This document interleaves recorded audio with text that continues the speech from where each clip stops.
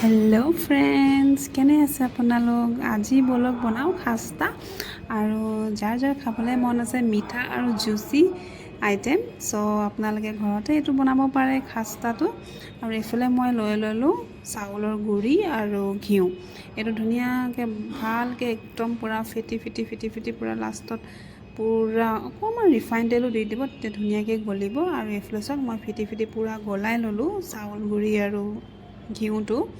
আৰু এইফালে মই লাড্ডু পূৰা লৈ ল'লোঁ 5টামান। আটা যেনেকৈ নৰ্মেলি যেনেকৈ ৰুটি খায় সেই তেনেকৈ আপোনালোকে মঠি ল'ব আটাটো মঠি পেলাই ধুনীয়াকৈ বেলি যাব, পূৰা পাতলকৈ বেলিব, তেতিয়া মানে বেছি মচমচীয়া হয় খাই পেলাই। আৰু ধুনীয়াকৈ গোটেইখিনি গোলকৈ ডাঙৰকৈ যিমান ডাঙৰ হয় আৰু পাতলকৈ খালি বেলিব। পাতলকৈ বেলি পেলাই একেবাৰে লাষ্টত গোটেইখিনি ৰেডি কৰি ল'ব বেলি পেলাই।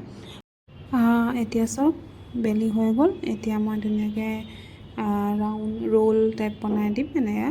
সেইটোকে এতিয়া মই ধুনীয়াকৈ কাটি ল'ম। এয়া চাওক মই কাটি ল'লোঁ। কাটি এতিয়া ধুনীয়াকৈ এটিকৈ হালকা হাতেৰে বেলি দিম, বেছি চেপেটা কৰি বেলি নিদিব। আৰু মই দেখাইছিলোঁ যে যোনটো মানে লেপ দিছিলোঁ ঘিউৰ লেপ, তাৰ ওপৰত আপোনালোকে পাৰিলে হালকা মানে পাউডাৰ আটা মানে অলপ লগাইও ল'ব, তেতিয়া মানে বেছি ফাক হৈ থাকিব পিঠা হেৰিটো খাস্তাটো। এয়া চাওক মই এতিয়া ধুনীয়াকৈ ফ্ৰাই কৰি ল'ম। ফ্ৰাই কৰি ধুনীয়াকৈ মচমচীয়া হোৱাকৈ ফ্ৰাই কৰি ল'ম। অকণমান মিডিয়াম ফ্লেমত আপোনালোকে, নহ'লে ল' ফ্লেমতে হয়, ল' ফ্লেমতে আপোনালোকে মচমচীয়া কৰি ল'ব কিন্তু খাস্তাটো।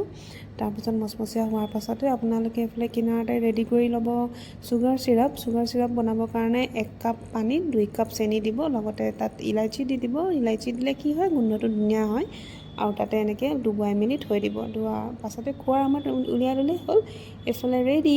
আৰু আপোনালোকে ঘৰত ট্ৰাই কৰি চাব আৰু কমেণ্ট কৰি জৰুৰ জনাব। অ'কে।